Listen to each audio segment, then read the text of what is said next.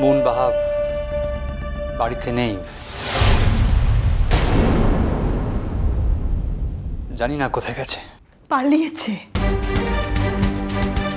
পালিয়ে গেছে, কারণ ও খুব ভালো করে জানে যে আর কেউ ওকে ছেড়ে দিলেও আমি ওকে ছাড়বো না। আর ও যেখানেই পালিয়ে যাক না কেন, পৃথিবীর এমন কোনো জায়গায় ও যেতে পারবে না যেখান থেকে আমি ওকে খুঁজে বার করতে পারবো। কমলিকা, কমলিকা, ও কমলিকা, দেখেছো আমাদের আমাদের আমাদের সব কিছু হারিয়ে গেছে, দেখেছো? দেখেছো আমাদের সকলের মুখ থেকে হাসি চিরকালের জন্য হারিয়ে গেল, দেখেছো? আমাদের বাড়ির কেউ কোনোদিন আর হাসতে পারবো না কমলিকা। আমরা আমরা কি নিয়ে বাকি জীবনটা কাটাবো বলো তো?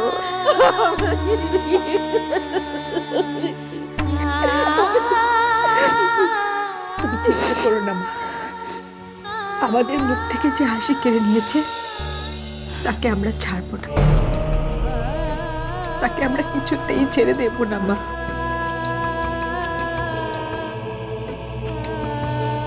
সেদিন কেন থেকে গেলে না? কেন থেকে গেলে না? জোর করে থেকে গেলে না কেন বলো? থেকে গেলে আমার ছেলেটার জীবনটা তো এভাবে নষ্ট হয়ে যেত না, এভাবে নষ্ট হয়ে যেত না।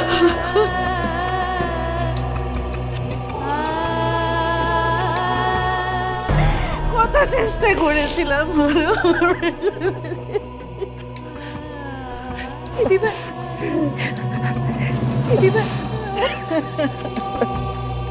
মেজনি, তোমরা কি বলছো, কাকে বলছো, সেসব জ্ঞান হারিয়ে ফেলেছো? চুপ, একদম চুপ, আর কোনো কথা বলো না, চুপ চুপ করে থাকো। না থাকবো না, চুপ করে থাকবো না। আমি চুপ করে কেন চুপ করে থাকবো? দেখছিস না ছেলেটা তো এমনিতেই আমাদের সবাইকে চুপ করে দিয়ে চলে গেছে। এখন বারবার আমার একটা কথা মনে হচ্ছে, ওই মেয়েটা এ বাড়িতে না এনে আমার ছেলেটা জীবনটা এভাবে নষ্ট হয়ে যেত না, আমার ছেলেটা এভাবে অকালে চলে যেত না। সেই দিন তো ওই মেয়েটার জন্যই কমলিকাকে চলে যেতে হয়েছিল বাবু, বল।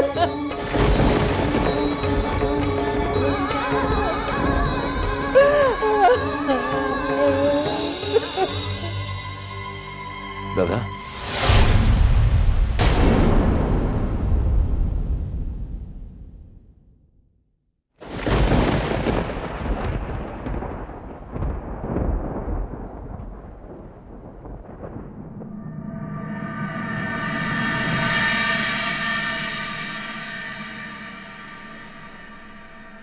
দাদা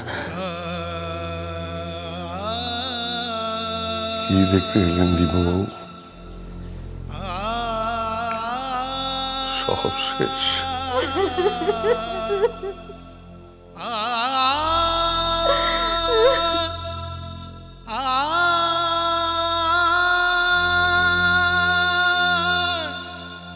মুন,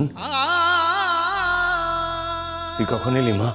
কখন এসছি না জিজ্ঞেস করে কেন এসছি সেটা জিজ্ঞেস করো বাপি। আমি আজকে এসেছি তোমার মেয়ের সঙ্গে বোঝাপড়া করতে।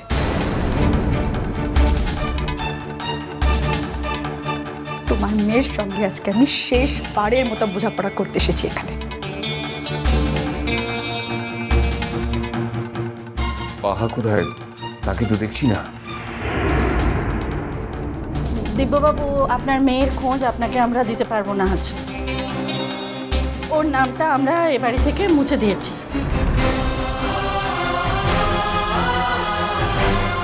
আমার ছেলে পৃথিবী থেকে চলে গেছে, তো তাই আপনার মেয়ের নামটা এ বাড়ি থেকে আমরা চিরদিনের জন্য সরিয়ে ফেলেছি।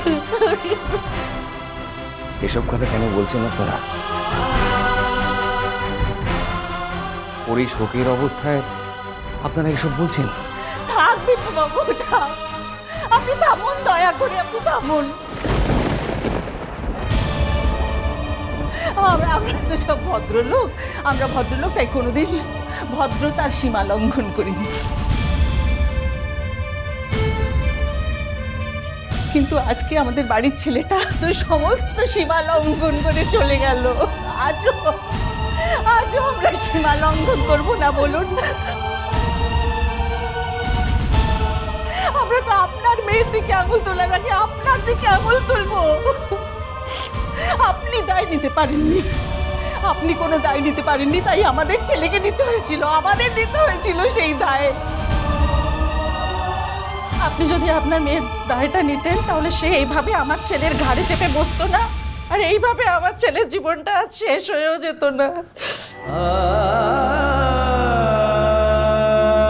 দেখুন, আপনারা আমাকে যা বলার বলুন।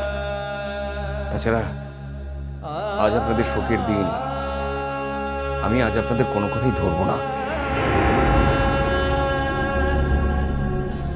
কিন্তু তাই বলে বাহার এতদিনের কন্ট্রিবিউশন মুহূর্তে ভুলে গিয়ে কে এইভাবে বাতিল করে দেবেন না।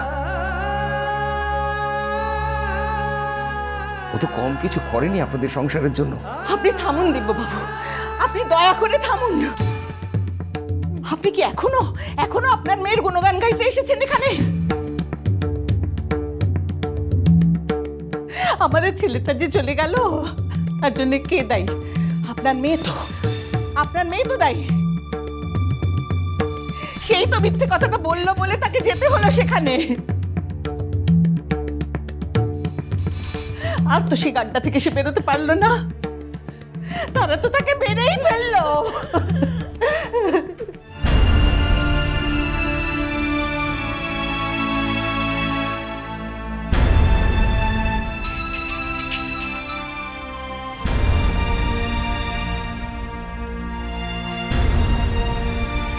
ধরে নিচ্ছি যে এটা তারই দুর্ভাগ্য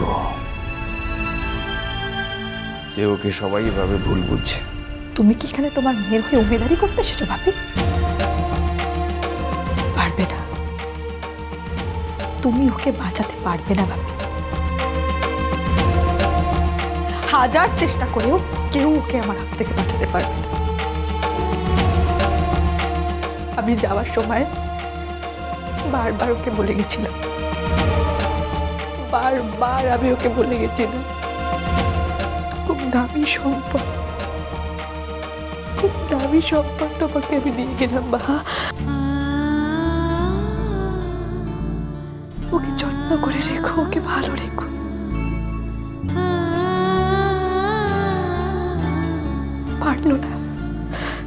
পারলো না তোমার মেয়ে, পারলো না ওকে বাঁচিয়ে রাখতে বাপি, পারলো না।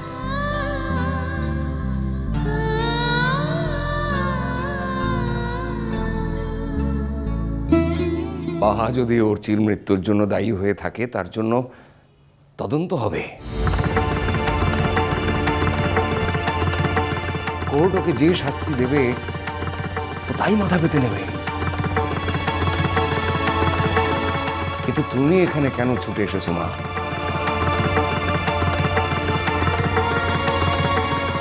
আর এসেছই যখন, তখন তুমি এত বড় বড় কথা কেন বলছো? তুমি কি অর্চির শোকে সমস্ত বলছো নাকি বাহার উপরের প্রতিহিংসা থেকে বলছো? কোথায় বাহা তোমার ছোট বোন? ওর এত বড় একটা বিপর্যয়ের সময় তুমি ওর পাশে গিয়ে দাঁড়াবে, তা না করে তুমি এই সমস্ত বলছো? দীপবাবু, আপনার কাছে আমি হাত জোড় করছি। যাকে নিয়ে এত ভাগাভাগি সে তো সবকিছুর উঠে চলে গেছে। দয়া করে আমাদের একটু স্বস্তি দিন।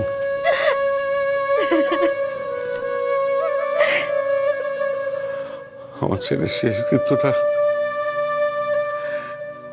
এই ভাগাভাগিতে দয়া করে বিষাক্ত করে তুলবেন না।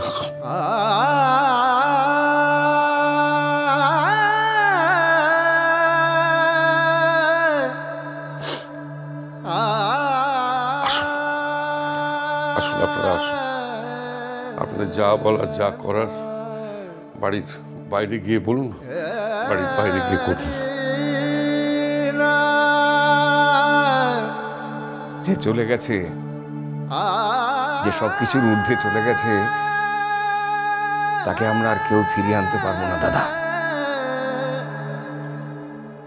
কিন্তু যে গেছে তার জন্য যে আছে তাকে তো আমি অস্বীকার করতে পারবো না, উপেক্ষাও করতে পারবো না। মিষ্টি কুটু মিষ্টি কুটু মিষ্টি কুটু।